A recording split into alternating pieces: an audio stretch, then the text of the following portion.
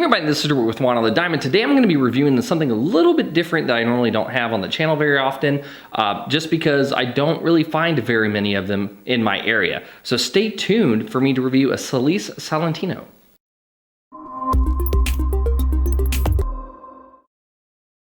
Hey everybody, before I begin today's video, go ahead and subscribe to the channel, click that notifications bell so you can see when future videos and or live streams are going. So today I'm going to be reviewing the 2015, and I apologize because y'all know I'm going to butcher this name already, Marchese di Borgosole.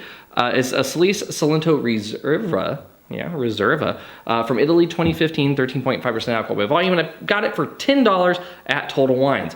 Now on here, it says 92 points from James Suckling.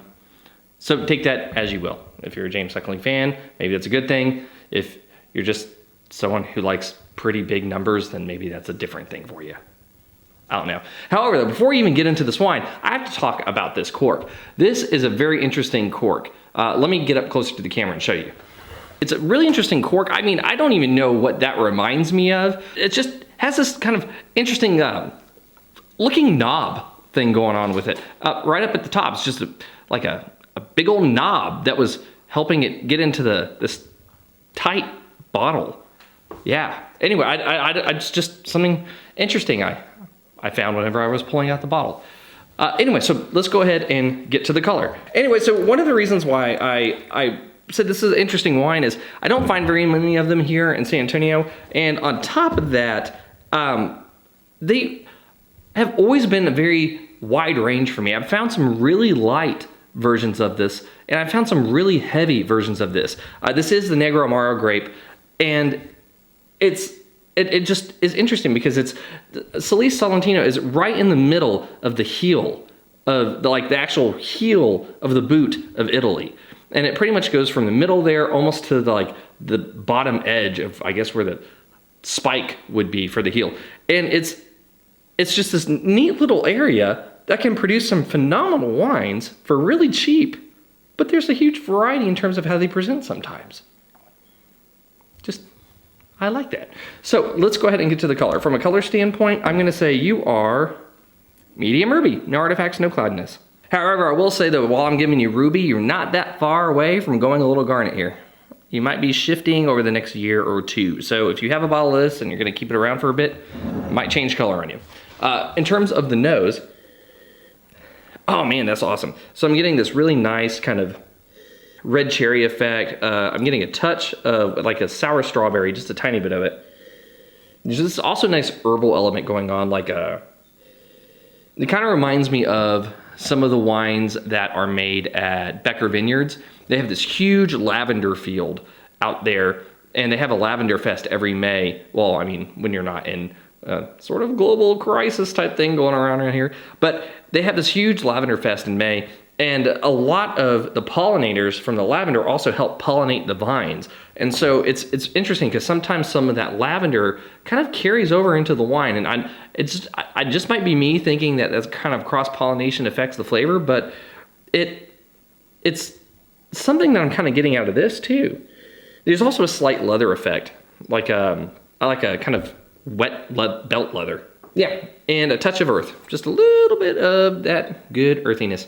Almost kind of reminds me of a mix between a little bit like the forest floor that you get with some good Pinot Noirs and just this nice clean mud kind of smell. Yeah, anyway, so let's get to the taste.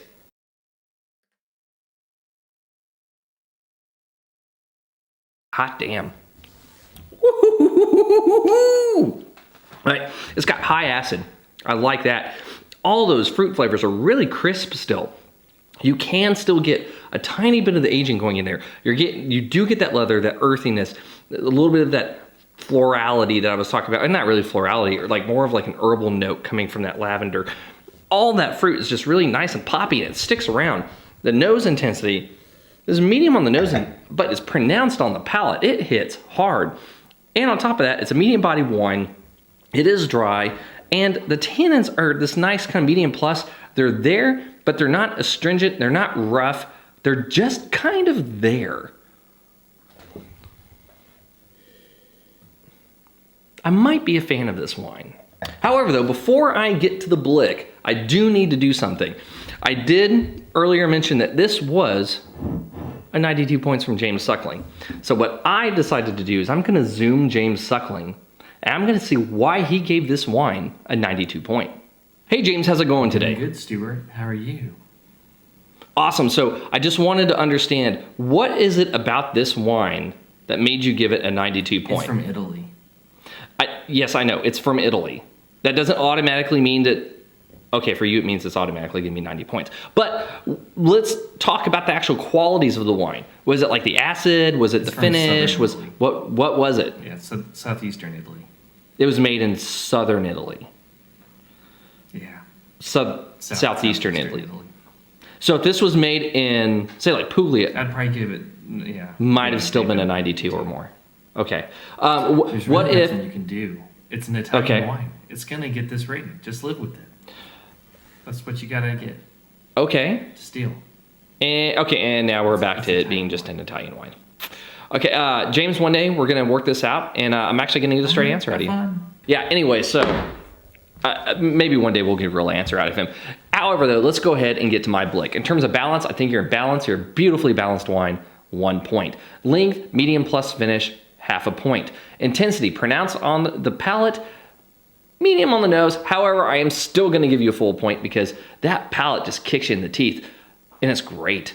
It's like a pleasurable kick in the teeth, like the way Hollywood celebrities pay for it sometimes. Then also you get this complexity. You get this nice primary fruit. You get this touch of like cedar. You get this herbalness that's there. And then on top of that, you get some of the tertiary just starting to develop, but all of it still maintains that acid, so it can still go for longer and still even become more complex, but it already has all 3 elements. I'm gonna go ahead and give you a full point. In the end, that's 3.5 points. I'm giving you very good.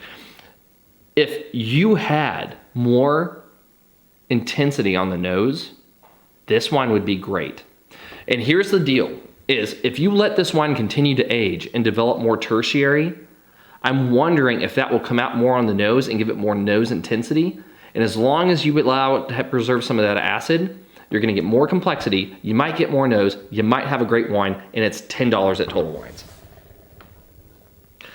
I'm not saying that I'm tempted to go buy a case of this, because at the time you're watching this, I may already be in my car to go buy that case of it. Anyway, this has been Stuart with Wine on the Dime. If you liked today's video, please like, subscribe, and comment.